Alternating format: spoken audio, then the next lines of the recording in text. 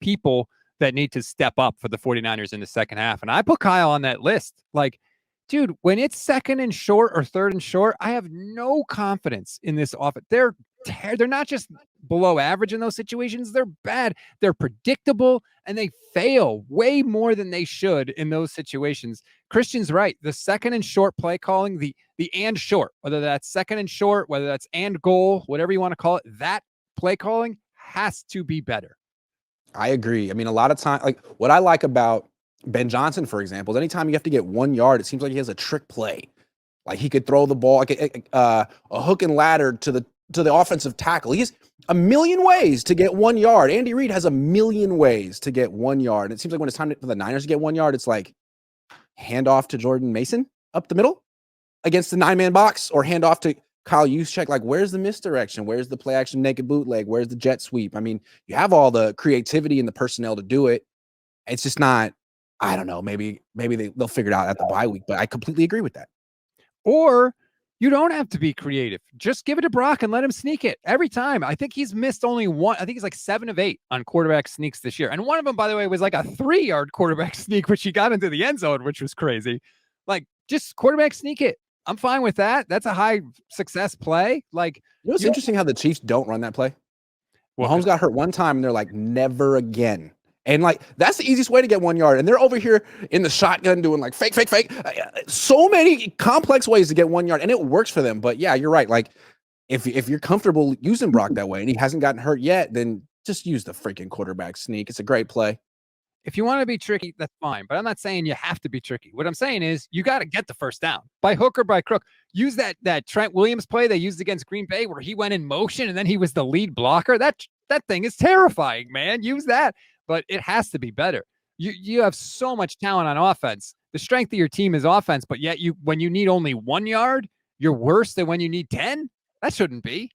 Yeah, and to me, this is what we were talking about, people who need to improve. Kyle Shanahan. Okay, so your short yardage run game wasn't very good. Your red zone offense wasn't very good. And instead of him like working on the fly to change things, it felt like his attitude and the team's attitude is like, well, Christian's coming back. So we don't really need to make wholesale changes. It's not working right now because of Jordan Mason and some of these guys who aren't going to be necessarily on the field down the stretch. So let's stay the course, not overreact, and see what it looks like when Christian comes back. And again, that's a lot of pressure to put on a guy who has had 1 practice in the last 2 months. The crazy thing is they might be right. That's the craziest part about it is like, if he... What's plan B, though? Right. That's the question. Right? What's plan B? Now, we've talked about it. Other people have talked about it. Kyle Shanahan has been very good coming out of the bye. 70% of his games after the bye, he's won. So maybe they are set to make those adjustments. We'll have to see. They have done it in years past. Like, that is not in dispute. But they need to do it this year in a big way. So I would put Kyle up there on guys that need to step up. Who else do you have on your list? Well, Brock. We talked about it earlier. We don't have to belabor the point, but Brock Purdy absolutely needs to step up, man. Yeah. 7 picks and 2 fumbles lost in 8 games, and only offset with 12 touchdowns. Can't happen. He's played better than that in the past.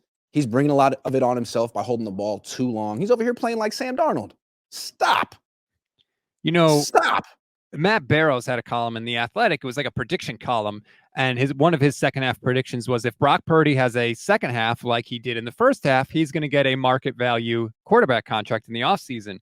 And so I looked and I was like, wait, really? Because that's like 20 touchdowns and 14 interceptions. That's not good. Not getting it done.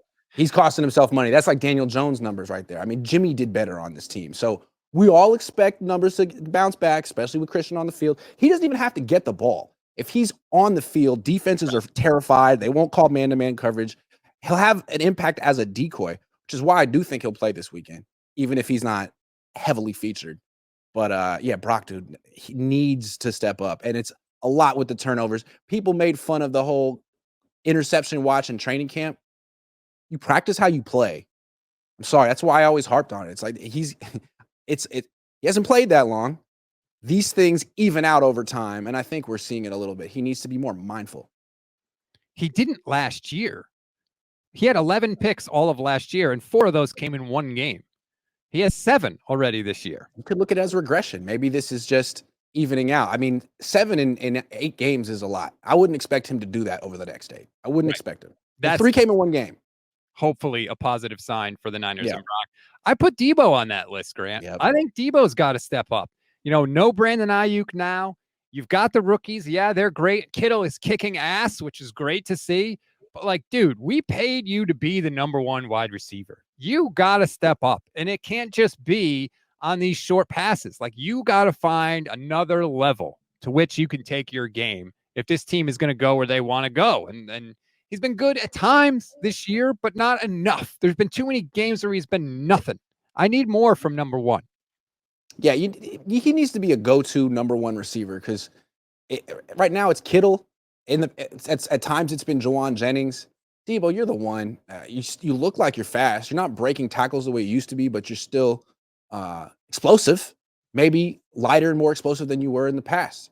So he definitely needs to step up.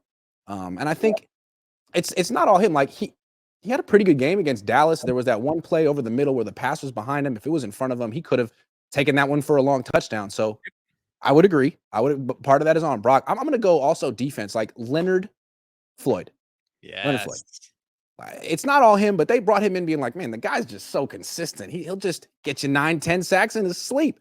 Well, he's got about 3, and he's not making much of an impact. And they didn't go out and get Zadarius Smith, who, I mean, Lions did. They didn't get Uche. There were guys. And the Niners are like, no, we like Leonard Floyd. So, Leonard, reward their confidence in you. Yeah, Leonard Floyd had been between 9 and 10 sacks in each of the last 4 years. 10.5, 9.5, 9, 10.5. He is at 3 right now. So one of 2 things is going to happen. Either Leonard Floyd's going to be a massive disappointment, or he's going to kick ass in the second half of the year. If he's going to reach his career numbers, he's going to have like 7 sacks in the last, 7 games, 7, 8 games of the season. Right now, I kind of feel like it's trending more towards the former than the latter, but I don't know. He needs to be better. He has to be because, like you said, they didn't make a big move at the deadline. They made the most confusing move of all time, Grant, because now the 49ers have Kalia Davis, who's a defensive tackle, and Khalil Davis, who is also a defensive tackle. All I ask, and I don't think it's that much to ask, is that when they play together, side by side. Oh, why not? I think they should be the 2 backup defensive tackles for now. And they can only be on the field at the same time just to confuse the announcers. Oh, look, it worked with the Menahu. It worked with Malik Collins, right? Defensive linemen from the Texans seem to be okay. So let's add another name to that list. Look, they didn't give up any. They gave up a 7th round. He better step up, Khalil Davis, man. They didn't trade a 2026 7th round pick for nothing. You got a lot of pressure, buddy. Hey, you know what? Jordan Willis is the one that made that big punt block against the Packers that won them that game, right? Sometimes it's the little moves they make that end up having big ramifications. Before we move on to more people who need to step up, let's take a minute to acknowledge the ones who did in the first half. All right. The Jordan Masons of the world. Where would the Niners be right now if Jordan Mason wasn't ready to go for the first half of the season? Not just a game without McCaffrey, but like 8. It's huge. Yeah, and I think you're starting to see now, that comment from him after the first game where he was like, I don't know how Christian McCaffrey does this. I'm exhausted. Like, I think what you're starting to see is like he wasn't ready to be the guy to carry the load. He's been injured. He's been ineffective this past few weeks. But you're right. He absolutely stepped up in a huge way. Right out of the gate, 100-plus yards in 3 out of his first 4 games. 147, 177, and 123 with 3 rushing touchdowns in the first 4 games. He did carry a huge part of this offense, and the Niners are lucky that he did.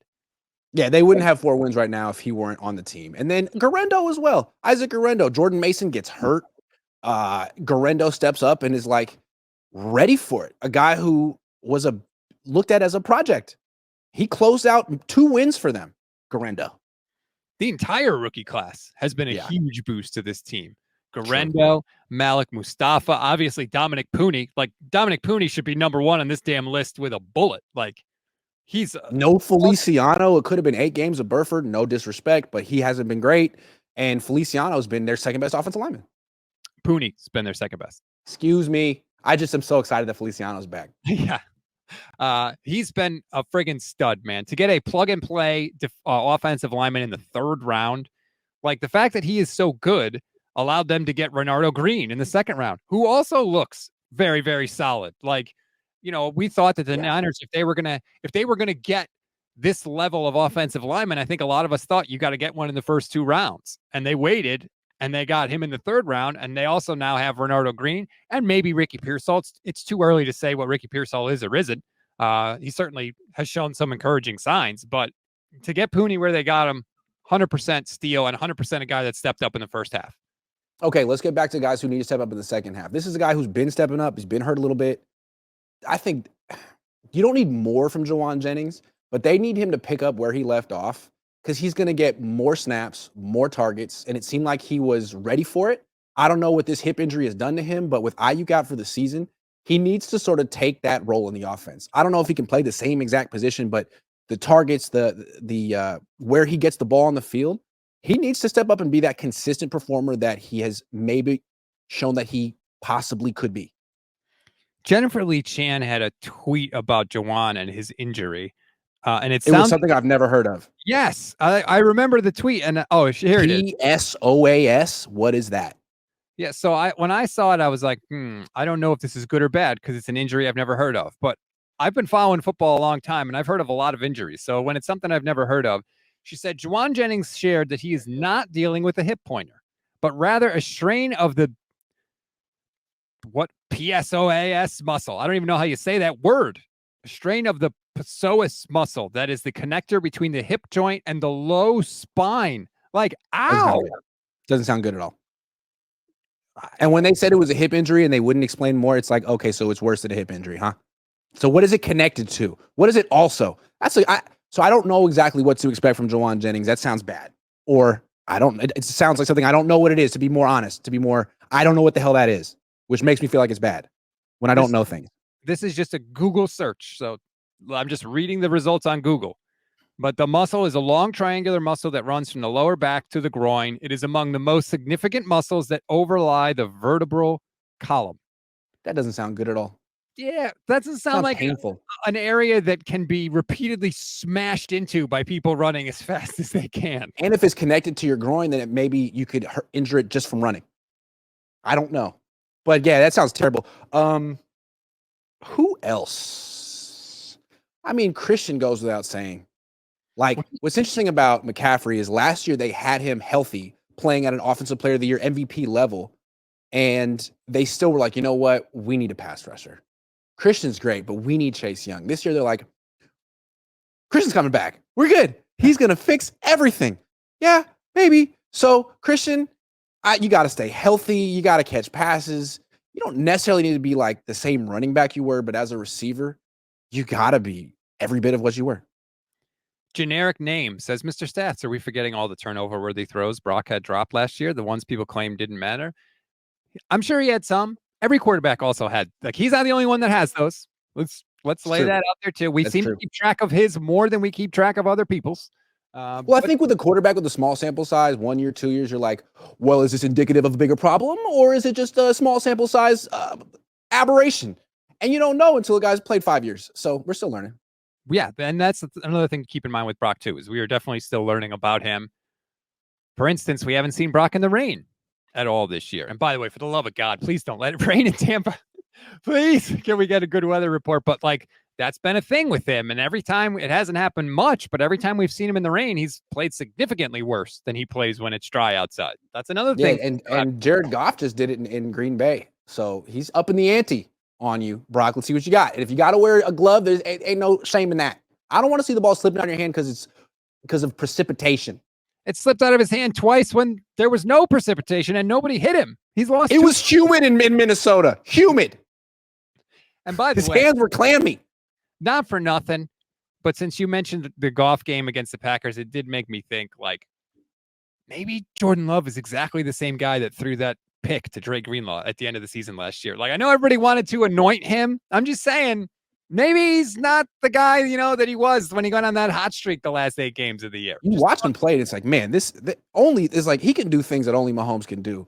But then he makes decisions just like, dude, what? Did you play college football at Utah State or something? What is going on here? That pick six he threw at the end of the first half again, like, if that was Brock, I would have lost my damn mind. It It's was like, oh, you brutal. haven't played that much football, have you? I think that's what the thing with Love. They've done a great job of developing him slowly, and he's a really good talent, but he just hasn't played that much football, and he makes some decisions. It's like, dude, come here, come here. You know that meme, like Andre Iguodala, it's like to Wiggins, get over here, get over here. That's how I feel about Jordan Love. What are you doing? You know, it was interesting. Brady was calling that game, and he ripped into Jordan Love for a bad decision he made where he should have just thrown it away, and he tried to make something happen, and he almost threw a pick. And Brady's comment during the game was like, dude, the moment doesn't call for that. It doesn't call for this level of effort. It was early in the possession. I think it was like first or second down. It was a critical spot in the game. Like, you don't need to go all out and try and put the Superman cape on. Just throw the ball away and you go on to the next play. And I feel like a lot of times Brock gets into trouble that way too, is just the managing of the moment. Like, dude, just the moment doesn't require this level of effort from you. Just stop. Like, you're working to do less. Like, do less. Do less. And it seems to me like everyone wants to be like Mahomes because he's considered the greatest quarterback right now. And so what is Mahomes famous for? Extending the play, no look passes. He could throw with his left hand. Like, forget the fact that he's also the best pocket quarterback in the league. Forget that. But he can also do all this stuff, extending the play if he has to. And I think a lot of quarterbacks get caught up in that, like Brock this year, or Sam Darnold his whole freaking career, or any number of quarterbacks. And Tom Brady never did. He played a certain way. He didn't move very much. He also might have been the greatest quarterback of all time. And I think you kind of hear it in his analysis, like, well, I didn't have to do that. I don't have to do stuff like that. And I only won 7 championships, so I don't know. And then you hear him talk about Jared Goff, and he's like, you know what? I really appreciate what Jared Goff is doing because he's sort of playing in a Brady Manning-esque style in the sense that he's not moving and still making good decisions. And I think that one of the things that makes Mahomes really great is that he has figured out when he needs to do those things and when he needs to just throw it away. And like, that's part of maturing as a quarterback. Now, Mahomes is way further along in his career than Brock Purdy is. So that may be something that comes naturally, but like, that is a lesson that Brock has to learn, is just, even when he throws it away, he makes your heart rate spike. Like, dude, just throw it away early. Just normal, in rhythm, throw away. Here's another factor that I think has led to Mahomes' maturation. He didn't get a 3-year contract. He got a 10-year contract. And so I think there's no pressure on him to put up numbers. He's not eligible for free agency for a decade. What he needs to do is just go with the program. And he's doing a great job of that. I think with Brock, there's a lot of pressure, like, earn that contract, show you're worth it. Mahomes doesn't have to do that. All he has to do is keep winning Super Bowls one way or another, and the Chiefs will be happy. I think that's kind of interesting. Well, he's had sort of a weird, like, he was so successful early. Like, he thrown his first year as a starter, he threw 50 touchdowns. Like, he's shown he can put up numbers, and he's won a championship like very early in his career. So if you gave him Tyreek Hill right now, I think he could put up 50 touchdowns again. He's just bought into a different roster construction where, like, hey, you're going to have the worst wide receivers in the league, okay? But we're paying you, and you'll have a good defense and a good offensive line. He's like, cool, sounds good. Let's win. He's just at the point, because he's accomplished so much already. He's already at the point where he's like, all I care about is winning. That's it. I don't care about anything, putting up yards. I don't care about whatever, stats, nothing. And so he plays like that, and it's complementary to what the rest of the team is doing. Maybe the Niners should give Brock Purdy a 10-year extension. Generic Name says, I agree with you to an extent, but why do we dismiss bad throws that are dropped by DBs but claim a game is better than numbers show when wide receivers drop them? No, well, I don't think we should I think we should apply the standard equally.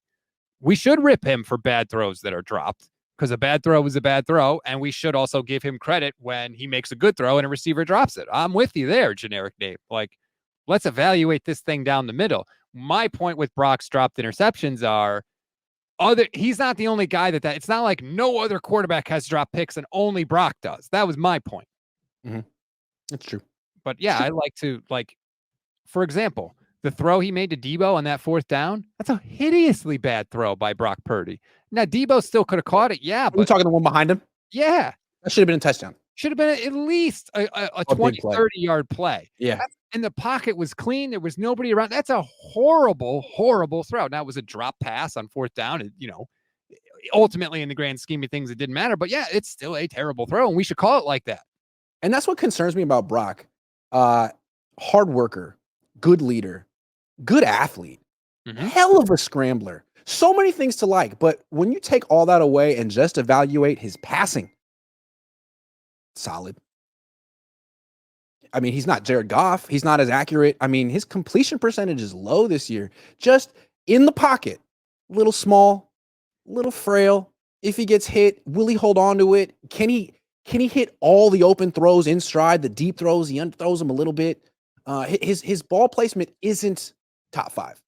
But the whole amalgamation, I don't know if that's the word I was looking for, of his talents make him very good. But it's troubling that his worst attribute is his passing, at least this year. And the turnovers. That's why you don't want him throwing 40 times. He's never thrown 40 times in a game in the NFL. And I think there's a reason for that. Oh, good. Yeah, I don't want that. It's hard to win that way. He's not precise. Precision is being able to hit the same spot every time. Sometimes his ball placement is awesome, like really good. But sometimes it's like a fire hose out there. He doesn't know where it's going. And it's like first half of the Cowboys game. Whole first half. And then in the third quarter, he locks in. How could both of those be in there? It doesn't make any sense, man. I mean, this is a guy who was the last pick in the draft. And if he had that kind of arm talent, he wouldn't have been. So I think it's commendable that he's been able to turn himself into a good starting quarterback, a very good starting quarterback, despite his physical limitations, which are on his sleeve. I mean, you don't have to be a football expert to see what they are, but he's still very good. But when you watch Baker Mayfield, he doesn't have that limitation. He's got a cannon, to your point. Yeah, Baker's got a great arm. I would like to know from Brock, like, what did you do over the bye week? Did you do any self-scouting? And if so, like, what'd you come up with, dude? I know you were hanging out with Kittle, which is fine. It's your bye week. It's your vacation. Do whatever you want. I would just be interested to know, like, what do you want to be better at in the second half of the year? You know, it's interesting. Fred Warner has a podcast with his wife, and she asks great questions. And she's like, so what's your strategy for bye week? And he's like, for me, I don't like to travel during the bye week because to me, like, that's just more potential inflammation you can put on your body when you're going to be traveling more. And it's like, yeah, this is what a future Hall of Fame thinks, how he thinks. He's the best player on the team. He's might be the most serious player on the team. Like, that's what he's doing. And then you see the other people who are like in Wyoming doing this and that, which is fine. But I would just do what Fred's doing if I were on the team. Like, Fred, what are you doing this? Okay, I'm doing that too. Can we hang out? I'll get you lunch. What do you think? I won't stand too close to you, but I'll just be in your general vicinity. I'm not going to rip into anybody for doing not ripping on their bye week. Not ripping. I do appreciate that Fred thinks like that. I'll say that. I mean, I'm not the one on vacation. I'm not the one, sacrificing their vacation week to avoid flying. So it's easy for me to say. But to me, though, like, it's not a vacation. You're not done. You're in the middle of a season. It's a recharge week. It's supposed to be do whatever you got to do to feel rested and fresh because you may not get another one of these the rest of the or I don't know. That's the way Fred looks at it, and I respect the way that's the way he looks at it. I'm not a football player. I don't know what I would do. Maybe I'd go to Disneyland. I like Disneyland sometimes. I look at it like teachers, like, because I feel like they have the season, like teachers have the school year, and then they have the summer off, just like players have an off season. But my wife still gets a week off for spring break.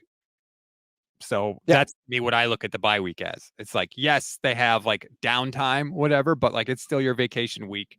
You still are entitled to go places. Again, I like that for staying home, but I want to get to I think it's tough to be like a highly paid, famous millionaire football player and still be like, well, I have a curfew and I can't really go out. Like, you're very much treated like a big kid in the NFL. And I think at a certain point, you're like, wait a second, I'm making $35 million a year. Can't I do what I want on this week? Like, yeah, you can, but Fred's going along with the program. Like, that's just kind of, football's rough like that. Bosa kind of talked about that at one point this year. He was like, it doesn't feel like we're 20-year-olds that have all this money. Like, because a lot of times you don't get to use it the way like another person in another 20-year-old in a different industry with that much money might get to use it. think about it this way. I'm going to Tampa this weekend to cover this game. Bosa's going to Tampa this weekend to play in the game. Bosa makes $34 million a year. I don't. I do okay, but I don't make that. I'm going to have a great time in Tampa. I'm going to take myself out to dinner on Friday, stay out as late as I freaking want, sleep in the next day, drink. Have a nice time as a 36-year-old man. He can't. He'll be in his freaking room at 11 o'clock both nights. And he makes $34 million a year. I'm going to have a better time than him. I have more freedom than him. It must be kind of rough. I could see why people eventually you know what? I'm done playing. I don't want to get talked to, treated like this anymore. Hold on. Are you 36 years old? I'm about to be 37 in 2 months. You're younger than me? Oh, my God. Did I just ruin your day? Did I ruin it? 40 in January. Oh, that's 40 is the new 45, though. Oh, just when I thought this day couldn't get any worse, I thought you were 27. I wish. Yeah. What do you think I was, 42? I thought you were like my age, like 38, 39. Damn it. You're younger than me. You're more successful than me. This day I'm not equally successful. Kamal asks, Grant, you saw Dre Greenlaw at practice. What's he looking like? Hold on. The Monday practice was 90 seconds, and I was focused on Christian McCaffrey, so I didn't see that. I'll see him today at they practice at 12:40-ish. No, 1:30. I'll see it then. Also, I didn't hear anything about like Debo or Jordan Mason. A lot of the other guys that were banged up that weren't Christian McCaffrey or Juwan Jennings, like I didn't hear anything. Were they in the bonus practice on Monday? I don't know, because like Mason's got to remember at most practices you get stretches plus individual drills, so it's like 20 minutes, and everyone can sort of people will bring out a roster and like do attendance like they're substitute teachers. But for the bonus practice, they don't have to give you it. So right. So like it's like they're stretching. Okay, we're done. Thank you very much. It's like, why did you even invite us? So everyone's like, is Christian there? Oh my God, let me get a video. Right, and then you're out. Yeah.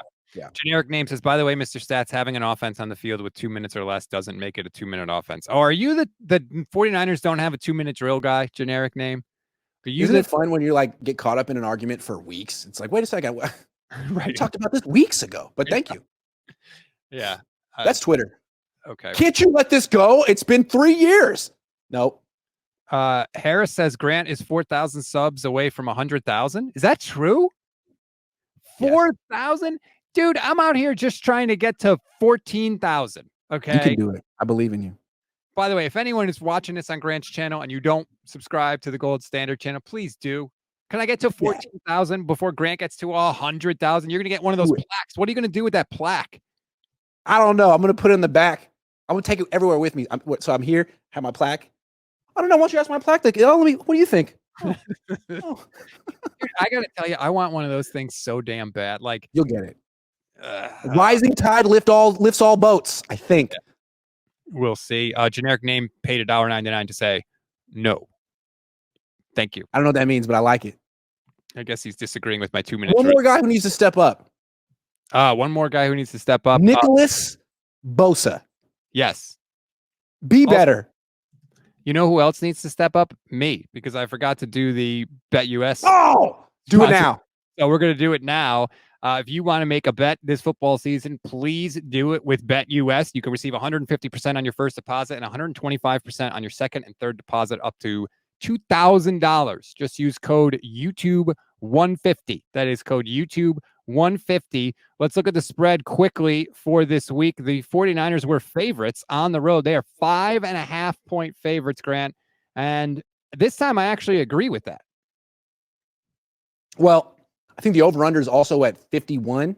So doing the math in my head real quick, they're expecting sort of like a 28-23 victory for the 49ers. You pointed out earlier in the show that the Bucs are giving up like 27 points a game. So that seemed like quite a reasonable projection. And again, I think if the Niners were to lose this game, it would probably be because they, which is a euphemism for Brock, probably turn the ball over. Sorry.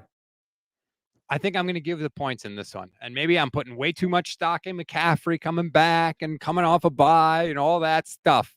But Bucs are drained after that loss to the Chiefs. Their defense was on the field for a long time. The Niners are the more talented team. The Bucs have a quarterback that can turn it over just as much as Brock can, and the Niners have been good, especially at intercepting the ball this year. So I'll take the Niners and give the points.